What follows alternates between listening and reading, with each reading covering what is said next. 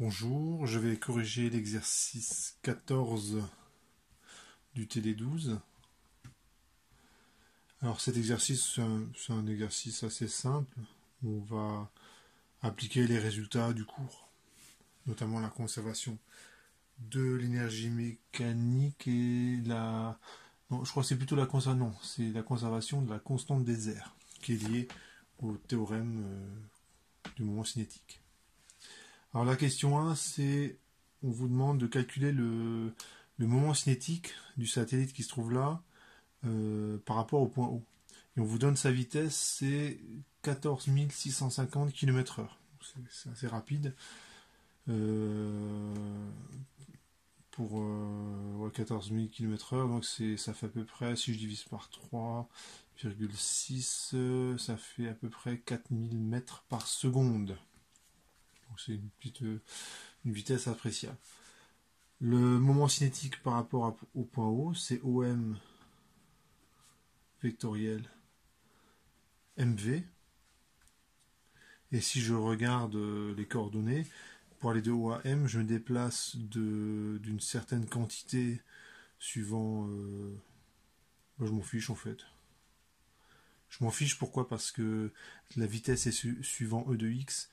Donc de toute façon, quelle que soit la valeur que je mette ici, ça n'interviendra pas dans le résultat final. Donc du coup, je ne la calcule pas. Par contre, suivant de Y, ça j'en ai besoin, c'est 16 715 km. 16 715 km vectoriel. La vitesse, donc la masse c'est une tonne, donc c'est 1000 kg. Il y a un signe moins, fois la vitesse en km/h, donc c'est 14 650 km/h, et je divise par 3,6. J'ai des mètres par seconde, et alors s'il faut que je vais diviser par 1000, comme ça j'ai que des kilomètres. J'exprime non pas le résultat en mètres par seconde, mais en kilomètres. Parce que là c'est en kilomètres, donc là il faut aussi que la vitesse soit en kilomètres par seconde. Donc quand je fais le calcul kilomètres seconde moins 1. Quand on fait le calcul, et c'est 0, 0, ça c'est suivant E de X. Quand on fait le calcul, il n'y a que un terme qui intervient, qui apparaît suivant Z, équivaut 16 715 fois 1000. Alors le signe moins disparaît parce que quand je fais c'est ça fois ça, moins ça fois ça, donc avec le signe moins ça fait 0. Fois 14 650 divisé par 3,6 et divisé par 1000. Suivant EZ. Et là, l'unité c'est des kilogrammes mètre carré seconde moins 1. Alors ici c'est des kilomètres carrés seconde moins 1. Quand on fait l'application numérique, ça fait à peu près, donc le 1000 et le 1000 là se simplifient, ça fait 10 puissance 4, ça fait 10 puissance 2, 10 puissance 8, ça fait à peu près 10 puissance 8 kg kilomètre carré seconde moins 1. Bon, c'est le genre de valeur qui n'est pas très parlante, hein, évidemment. Donc c'est très très grand parce que c'est quand même une tonne, R est très grand, donc ça vous donne un moment cinétique qui est important. Question 2. À l'aide du théorème du moment cinétique, donnez la valeur de la vitesse du satellite à son apogée et à son périgée. Donc ce que je vais calculer, est-ce que je peux calculer...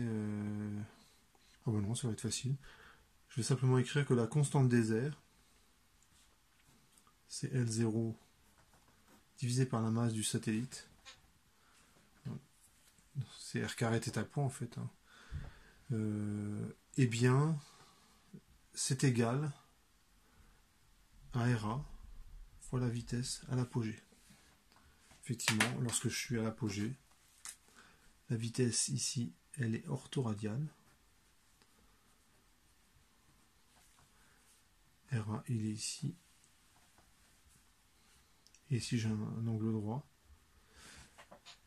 Et lorsque je suis au périgée, la constante des airs, où j'aurais pu aussi calculer le moment cinétique, hein, ça aurait fait MRA fois VA.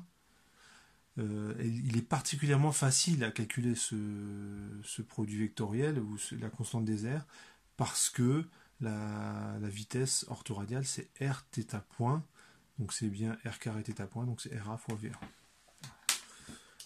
Et c'est aussi égal, parce que j'ai dit à l'apogée, c'est aussi vrai au périgée. Donc je peux écrire ceci.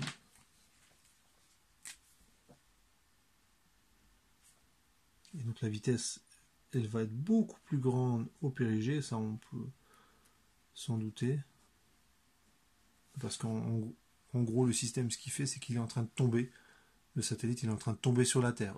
Heureusement, il rate la Terre, donc il va continuer sa révolution.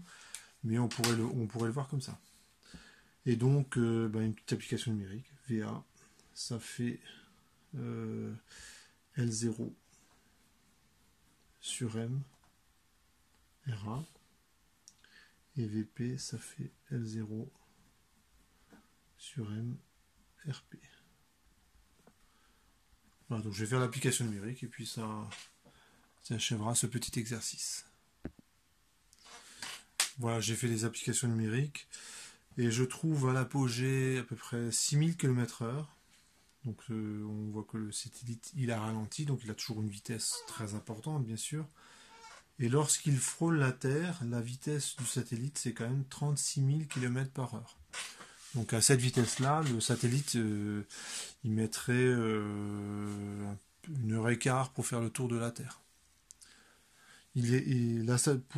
Par comparaison, la station spatiale orbitale, la station spatiale internationale, se déplace à peu près à 30 000 km/h. Donc c'est un petit peu plus lent et à une altitude de 400 km par rapport au sol. Donc tout ce qu'on trouve, c'est tout à fait cohérent.